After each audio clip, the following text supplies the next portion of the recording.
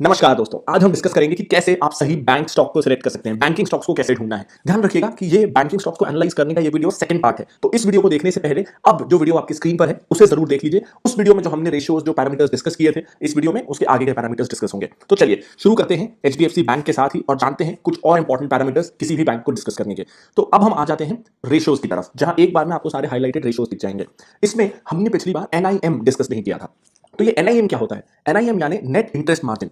अब इसे एक सिंपल एग्जांपल से समझते हैं कि मान लीजिए बैंक के पास 100 रुपए हैं, जिस पे वो 5% का इंटरेस्ट देती है, यानी उस 100 रुपए पे बैंक को 5 रुपए जिससे उसने डिपॉजिट लिया जिस भी ग्राहक से उसको देने पड़े, और फिर उस 100 रुपए को बैंक 12% ब्याज पे आगे लोन दे देती है, यानी 105 रुपए उसको देने पड़े और उसको मिले 112 रुपए, क्योंकि 100 रुपए पे 12 रुपए का ब्याज मिला। तो अब 5 रुपए उसने इंटरेस्ट दिया और 12 रुपए लिया, यानी उसको इंटरेस्ट का टोटल बेनिफिट कितना हुआ? 7 रुपए का। इस 7 रुपए को कहते हैं स्प्रेड। स्प्रेड यानी फर्क, कितना इंटरेस्ट दिया और कितना इंटरेस्ट मिला, उसमें जो फर्क है उसको स्प्रेड बोलते हैं। लेकिन अभी ये एनआईएम नहीं है। अब सेकंड एग्जांपल, मान लीजिए ऐसे 5 लोग थे जिससे बैंक ने 100 रुपए लिए और उन सबको 5-5 रुपए का ब्याज दिया। लेकिन लोन बांटते समय जरूरी नहीं है कि सारे के सारे जो 500 रुपए थे, 100 रुपए जो 5 लोगों से आए, वो आगे लोन के रूप में चला जाए, और कुछ उस 500 रुपए में से बैंक को आरबीआई के पास जमा भी रखना पड़ता है। बैंक जितने पैसे ग्राहकों से लेता है वो पूरे के पूरे आगे बढ़ा नहीं सकता, तो कुछ उसको सेफ्टी के लिए भी रखना होता है, और दूसरा उसके पास 500 रुपए थे तो पूरे चले नहीं जाएंगे। तो एनआईएम आपको ये बताता है कि टोटल बैंक ने कितना इंटरेस्ट दिया। जैसे इस केस में मान लेते हैं कि 500 रुपए आए और उस पर 5% का ब्याज था, यानी 25 रुपए टोटल इंटरेस्ट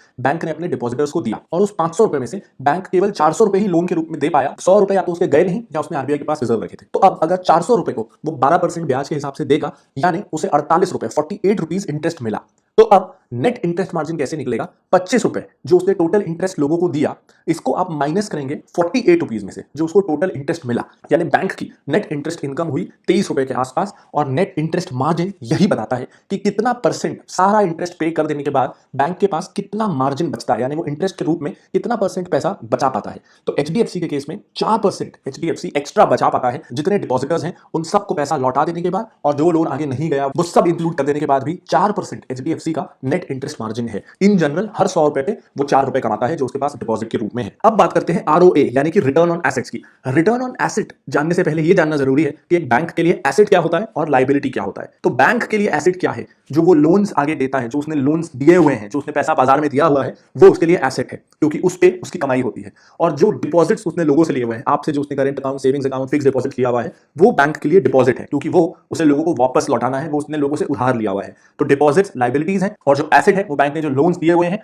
वो उसका एसेट है। तो अब कितना रिटर्न ऑन एसेट अच्छा है? अगर बैंक ने 100 रुपए बाजार में दिए हुए हैं तो उस पर कितना रिटर्न अच्छा है? ऐसा माना जाता है कि मिनिमम 1% तो बेंचमार्क है, उतना तो होना ही चाहिए। अगर 1% से कम आरओए है तो बैंक चलाने का ही क्या मतलब? और अगर कोई 2% के आसपास टच कर पाए, जैसे एचडीएफसी जो 1.83 के आसपास है, इसका आरओए बहुत ज्यादा अच्छा है। 2% के आसपास अगर कोई बैंक पहुंच पाए तो उसे बहुत अच्छा माना जाता है। ये एक इंपॉर्टेंट क्राइटेरिया है किसी भी बैंक को सिलेक्ट करने का। कोटक का देखते हैं 1.69%। तो जो भी बैंक 2% के आसपास का आरओए ला पा रहा है, आप उसे बहुत अच्छा मान सकते हैं। तो बंधन बैंक का आरओए 3% से भी ज्यादा दिख रहा है, लगभग 4% के आसपास। ये बहुत अच्छा दिख रहा है, लेकिन बंधन बैंक का बिजनेस बाकी बैंक्स के मुकाबले थोड़ा अलग है। इसे हम बाद में डिस्कस करेंगे, इसे आप एक एक्सेप्शन मान लीजिए। लेकिन इन जनरल किसी भी बैंक का अगर आरओए 2% के आसपास है तो आप उसे बहुत अच्छा मान सकते हैं। इसके अलावा अब डिस्कस करते हैं कुछ क्वालिटेटिव फैक्टर्स भी इन नंबर्स के अलावा, क्योंकि नंबर्स आपको सब कुछ नहीं बताएंगे। अगर नंबर्स से इन्वेस्टिंग करी जा सकती थी तो मशीन्स और सॉफ्टवेयर सबसे अच्छे इन्वेस्टर्स होते। तो कुछ आपको क्वालिटेटिव फैक्टर्स भी देखने हैं। जैसे एक आपको देखना है कि बैंक की जो लायबिलिटी साइड है, यानी डिपॉजिट्स जो है वो ग्रैनुलर हो और वेल डाइवर्सिफाइड हो। इसका मतलब यह है कि अगर बैंक के पास 1000 रुपए हैं तो ऐसा ना हो कि केवल 2 उसके डिपॉजिटर्स हैं जिन्होंने 500-500 रुपए जमा कर दिए। ऐसा होना चाहिए कि अगर 1000 रुपए है तो बैंक के पास 100 क्लाइंट्स हो जिन्होंने 10-10 रुपए जमा किए हैं, ताकि अगर कोई 1-2 क्लाइंट विड्रॉ भी करें तो बैंक की स्टेबिलिटी को फर्क ना पड़े। इसलिए अच्छी लायबिलिटी साइड वो होती है जो ग्रैनुलर और वेल डाइवर्सिफाइड हो, यानी बहुत सारे डिपॉजिटर्स से मिलकर किसी बैंक की डिपॉजिट बेस बना हो। सिमिलरली बैंक ने जो लोन दिया है वो भी वेल डाइवर्सिफाइड अक्रॉस सेगमेंट्स होना चाहिए, यानी ऐसा ना हो कि सारा लोन एग्री ही एग्री को दे दिया, सारे किसानों को ही लोन दे दिया और बारिश अच्छी नहीं हुई तो बैंक के एनपीए बढ़ गए, या फिर ऐसा ना हो कि सारा ऑटो लोन ही दे दिया तो ऑटो सेक्टर में स्लो डाउन आया तो बैंक को लोन बांटने में प्रॉब्लम आ गई। एक बैंक का जो लोन बुक है उसमें retail small loans, housing loans, auto loans, agri loans, corporate loans, हर तरह के लोन्स होने चाहिए, जिससे किसी एक सेगमेंट में या एक सेक्टर में प्रॉब्लम आए तो बैंक की लोन बुक बहुत ज्यादा खराब ना हो जाए। तो ये डेटा कि बैंक की लायबिलिटी फ्रेंचाइजी कैसी है और लोन फ्रेंचाइजी कैसी है, ये आपको कहां मिलेगा? ये आपको मिलेगा यहाँ डॉक्यूमेंट सेक्शन में। यहाँ पे जब आप कंपनी प्रेजेंटेशन ओपन करेंगे तो बहुत सारे बैंक्स इस तरह की डिटेल अपनी इन्वेस्टर प्रेजेंटेशन में देते हैं। जैसे देखते हैं एचडीएफसी ने अपनी इन्वेस्टर प्रेजेंटेशन में क्या क्या दिया हुआ है। यहाँ इन्होंने पूरा ये क्या प्रोडक्ट्स ऑफर करते हैं एज अ बैंक उसकी डिटेल दी हुई है। अब ये है उनका बिजनेस मिक्स। जिसमें ये बता रहे हैं कि टोटल डिपॉजिट्स में से कितने रिटेल या बहुत छोटे डिपॉजिट्स हैं और कितने होलसेल या फिर बड़े डिपॉजिट्स हैं। तो आप देख सकते हैं कि ज्यादातर इसमें जो डिपॉजिट्स हैं वो छोटे रिटेल डिपॉजिट्स हैं, यानी ग्रैनुलर और वेल डाइवर्सिफाइड डिपॉजिट्स हैं। एडवांसेस भी देखिए 50-50 मार्केट शेयर है, रिटेल लोन्स भी उतने ही दिए हुए हैं जितने होलसेल लोन्स दिए हुए हैं। तो ये एक बहुत अच्छी चीज है। और एक और, दोनों ही सेगमेंट से लगभग बराबर प्रॉफिट कमा रहा है एचडीएफसी। तो ऐसा नहीं है कि एक सेगमेंट को लोन तो बांट रहा है लेकिन वहां से प्रॉफिट नहीं आ रहा, प्रॉफिट भी दोनों सेगमेंट से आ रहा है इस बैंक को। अब इस पेज में ये बैंक बता रहा है कि डिपॉजिट्स किस तरह के हैं, टाइम डिपॉजिट्स यानी एफडी कितनी है, सेविंग्स अकाउंट कितने हैं और करंट अकाउंट कितने हैं। कासा रेशो क्या इंप्रूव हुआ है या बुरा हुआ है, उसमें कासा में भी करंट और बेटर होता है, इस पे आपको 0% इंटरेस्ट देना है, तो वो कितना है और सेविंग्स कितना है। एवरेज सेविंग बैलेंस पर अकाउंट, क्योंकि अकाउंट तो कई बैंक खोल देते हैं लेकिन एवरेज बैलेंस उस अकाउंट में कितना होता है। इस मामले में HDFC one of the best banks है, लगभग 70-75 हजार रुपए का एवरेज बैलेंस पर अकाउंट का फिगर आ रहा है, जो बहुत अच्छा है। यहाँ पे कॉस्ट ऑफ डिपॉजिट्स आप देखिए कि कैसे बैंक जो इंटरेस्ट अपने कस्टमर्स को देता है वो कम हुआ है 2017 के मुकाबले, जब उनको 5.3% का एवरेज इंटरेस्ट देना पड़ता था, जो अब 5% के आसपास है। और नेट इंटरेस्ट मार्जिन मेंटेन हुआ है, जरा सा कम हुआ है लेकिन कुछ खास नहीं, तो बैंक अच्छे मार्जिन भी कमा रहा है। तो वो सारी इंफॉर्मेशन जो बैंक की क्वालिटी के बारे में आपको जानने के लिए जरूरी है वो यहाँ आपको मिल जाती है। इसके अलावा एक और इंपॉर्टेंट फैक्टर किसी बैंक को जज करने का वो ये है कि डिपॉजिट से अनरिलेटेड इनकम या नॉन इंटरेस्ट इनकम बैंक कितना कमाता है। जैसे लॉकर फी से वो कितना कमा रहा है, क्रेडिट कार्ड की फी से कितना कमा रहा है, अदर जो बैंकिंग चार्जेस होते हैं, कोई और प्रोडक्ट, किसी का इंश्योरेंस बेच के, म्यूचुअल फंड बेच के, लाइफ इंश्योरेंस, ऑटो लोन बेच के, ये सारे अदर प्रोडक्ट्स जो बैंक बेचता है उसको बेच के बैंक कितना पैसा कमा रहा है।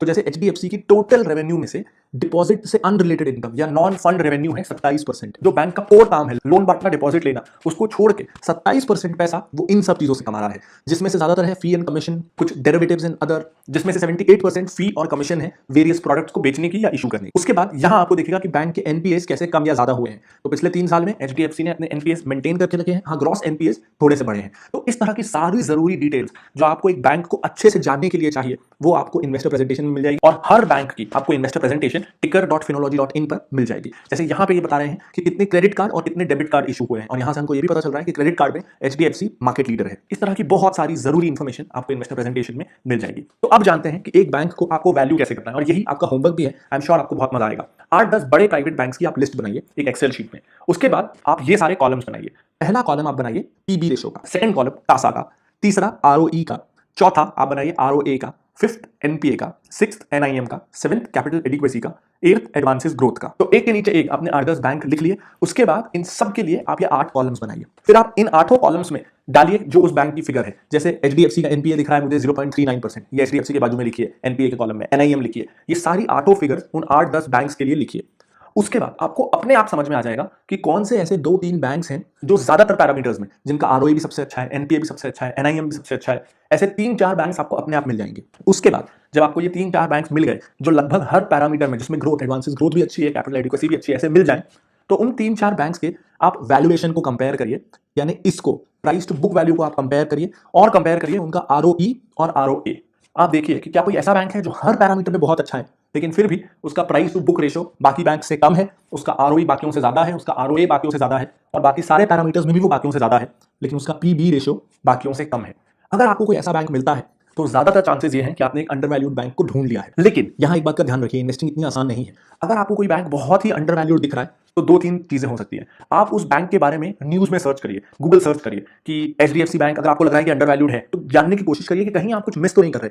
तो देखिए HDFC bank NPA problems, HDFC bank provisions, ऐसे करके सर्च करिए नेगेटिव चीजें एचडीएफसी बैंक के बारे में, जिससे हो सकता है आपको कोई ऐसी चीज पता चल जाए जो आपको इन नंबर्स में नहीं दिख रही, लेकिन वो एक नेगेटिव फैक्टर है जिसके कारण उस बैंक को अंडरवैल्यूड माना जा रहा है। ऑल्सो आपको ये भी देखना है, टिकर हो या कोई भी और वेबसाइट हो, उसमें ज्यादातर डेटा जो आपको दिख रहा है वो 2019 की बैलेंस शीट जो जुलाई अगस्त में आई होगी उस डेटा का दिख रहा है। और हो सकता है पिछले 6-8 महीनों में जो आपको डेटा दिख रहा है उसमें बहुत चेंज आ गया हो, या वो बैंक अब काफी बदल गया हो जिस कारण काफी गिर गया हो। जैसा हमने येस बैंक में देखा कि साल भर में उस बैंक में सब कुछ ही बदल गया, जैसा हमने इंडसइंड बैंक में देखा कि वो 1/4 हो गया है, लगभग 70-75% गिर चुका है, क्योंकि काफी एसेट प्रॉब्लम्स आई है उस बैंक में। तो एक बार जब आप इस कैलकुलेशन को जो मैंने बताया उसे देख लें और आपको कोई लगे कि कोई बैंक अंडरवैल्यूड है, तो फिर न्यूज देखिए पिछले 3 महीने, पिछले 4-6 महीनों में क्या हुआ है उस बैंक में, क्या कुछ बहुत ज्यादा नेगेटिव हुआ है। अगर आपको फिर भी लगता है कि कुछ भी नेगेटिव नहीं हुआ है तो मतलब आप अच्छी रिसर्च करना सीख रहे हैं। उसके बाद काम यहां भी खत्म नहीं होता है, आपको देखना है कि कोई मैनेजमेंट में चेंजेस तो नहीं आए हैं, बैंक का चेयरमैन तो नहीं बदल गया, शेयर होल्डिंग तो नहीं बदल गई, कुछ ऐसा नेगेटिव जो आप मिस कर रहे हो, कहीं ऐसा तो कुछ नहीं हुआ है। तो इस तरीके से पिक किया जाता है बैंक्स को अभी भी ये पूरी तरह से थॉरो वीडियो नहीं है। हम जब बैलेंस शीट को इन डिटेल एनालाइज करना सीखेंगे और कुछ और एस्पेक्ट्स बचे हैं जिन्हें हम इन डिटेल आगे के वीडियोस में सीखेंगे, उसके बाद आप मान सकेंगे कि आपने बैंक को एनालाइज करना पूरी तरीके से सीख लिया है। लेकिन आज आपने इतना जरूर सीख लिया है कि आप अपनी रिसर्च को शुरू कर सके, और मैं उम्मीद करता हूं कि टिकर बाय फिनोलॉजी इसमें पूरी आपकी मदद कर पाएगा। अगर ये वीडियो आपको पसंद आया हो तो प्लीज इस वीडियो को शेयर करें अपने दोस्तों के साथ, इसका पिछला वाला पार्ट भी शेयर करें और ज्यादा से ज्यादा लोगों की मदद करें कि वो बैंक्स को एनालाइज करना सीख सके। इसके अलावा अगर आप चाहते हैं कि हम आपकी फाइनेंशियल प्लानिंग करें, हम आपको बताएं कि कितना पैसा म्यूचुअल फंड्स में लगाना है, कितना स्टॉक्स में, कितना इंश्योरेंस में, आपकी टैक्स प्लानिंग करें, आपको स्टॉक और म्यूचुअल फंड रिकमेंडेशंस दें, इन शॉर्ट आपकी पूरी की पूरी फाइनेंशियल प्लानिंग हम करके दें, तो आप सब्सक्राइब कर सकते हैं हमारी कंप्लीट इन्वेस्टमेंट प्रोडक्ट फिनबॉक्स को, जहां हम आपकी पूरी फाइनेंशियल प्लानिंग करके देंगे। और इसके साथ आपको अब अपॉर्चुनिस्टिक स्टॉक्स की रिपोर्ट, जिसमें हमने 5 ऐसे स्टॉक्स आइडेंटिफाई किए हैं जो कोरोना वायरस क्रैश में काफी गिर गए हैं, लेकिन हमें उम्मीद है कि ये जल्दी रिकवर करेंगे। ये 5 स्टॉक्स की रिपोर्ट भी आपको फिनबॉक्स के साथ फ्री मिलेगी, या सिर्फ अगर आप इस रिपोर्ट को भी सब्सक्राइब करना चाहते हैं तो भी आप इसे कर सकते हैं। तो फिनबॉक्स और अपॉर्चुनिस्टिक स्टॉक्स की रिपोर्ट, ये दोनों ही आपको इस वीडियो के डिस्क्रिप्शन में और ऊपर कार्ड पे मिल जाएगी। मैं लाता रहूंगा ऐसे और बहुत सारी वीडियोस, और इस सीरीज को इतना प्यार देने के लिए बहुत बहुत धन्यवाद। This is Kanchal Kamra signing of.